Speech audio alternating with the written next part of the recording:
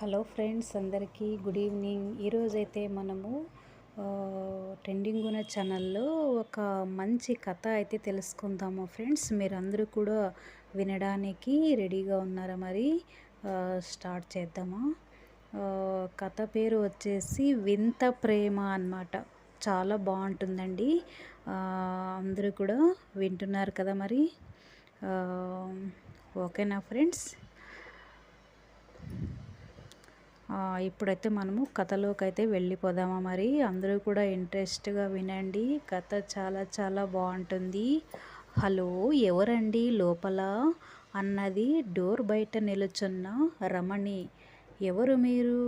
ఏం కావాలి అన్నది మధుర. చూడు పాప, మీ ఇంట్లో పెద్దవాళ్ళను పిలువమ్మా అన్నది రమణి. అమ్మా, ఎవరో ఆంటీ వచ్చారు అన్నది లోపలున్న తల్లికి వినపడేలాగా మధుర. ఎవరే అంటూ బయటకు వచ్చిన పరిమళ, ఏంటమ్మా తొందరగా చెప్పు, లోపల పని ఉంది నాకు అంటూ తల ఎత్తిన పరిమళకు ఎదురుగా తన స్నేహితురాలు రమణి కనిపించింది.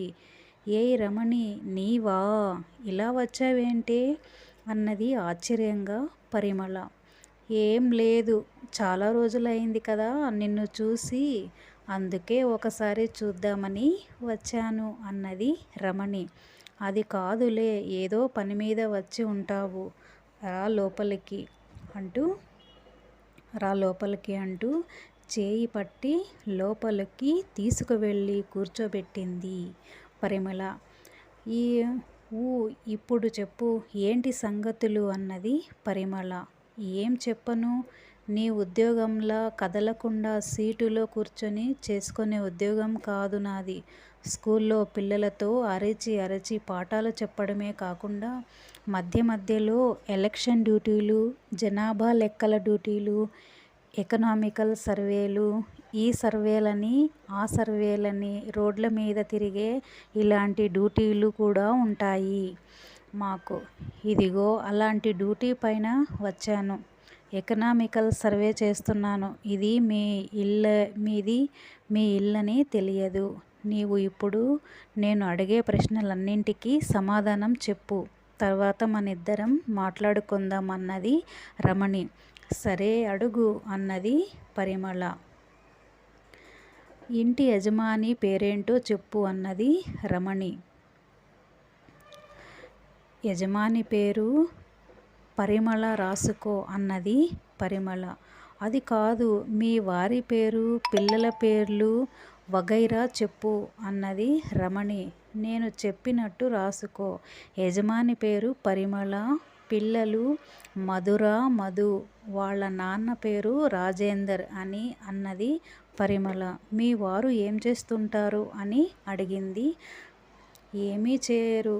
మరి ఇల్లు ఎలా గడుస్తుంది అని అడిగింది. నేనే యజమానినని చెప్పానుగా. నేనే బ్యాంకులో జాబ్ చేసి నా భర్తను, నా పిల్లలను పోషిస్తున్నాను. అంటే మీ వారి ఆరోగ్యం బాగుండదా? ఏం పని చేయలేకపోతున్నారా అన్నది రమణి. మా వారి ఆరోగ్యానికి ఏమీ డోకా లేదు, శుభ్రంగా ఉన్నారు అన్నది పరిమళ. మరి ఏదైనా పని చేయొచ్చు కదా. నేను మా ఆయనను బయటకు పంపను. ఎందుకు అని అడిగింది రమణి. మా వారి చేయి వణికి, మా వారు పనిచేసే దగ్గర చేయి మిషన్లో పడితే కంపెనీపై కేసు పెడతామని వాళ్ళు పనికి రానివ్వట్లేదు. చేయి ఎందుకు వణుకుతుంది అన్నది రమణి. మా వారు బాగా డ్రింక్ చేస్తారు, అందుకే చేతులు వణుకుతాయి అన్నది పరిమళ. మరి నీవు ఆయన్ని తాగకుండా చూసుకోవచ్చు కదా. నేను అతనికి కాపలా కాస్తూ కూర్చుంటే మాకు తిండికి ఎలా గడుస్తుంది? అయినా అతనేమన్నా చిన్నపిల్లాడా కాపలా కాయడానికి?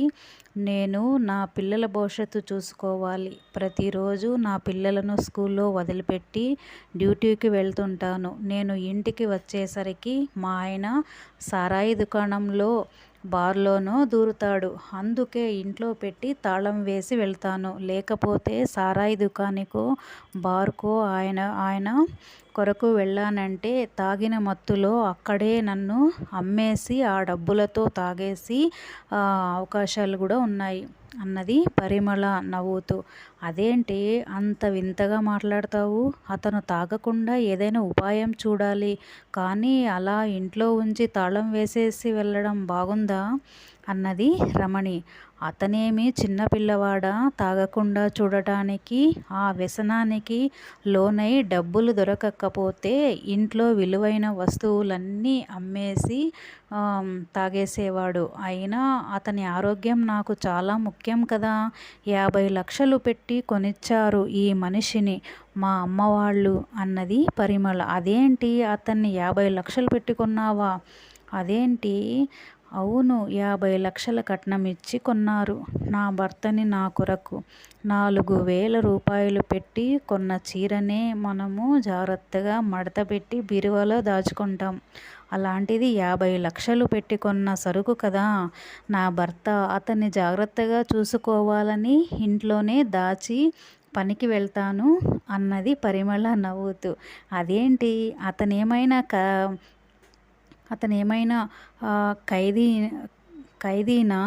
అలా తాళం వేసి వెళ్ళడానికి? అది నేరం కదా అన్నది రమణి. ఖైదీ ఎలా అవుతాడు? అతనికి రూమ్లో కావలసిన సౌకర్యాలన్నీ కల్పించే వెళ్తాను. ఫ్రెండ్స్, తర్వాతి కథ నెక్స్ట్ వీడియోలో తెలుసుకుందాం మరి మనము. ఓకేనా?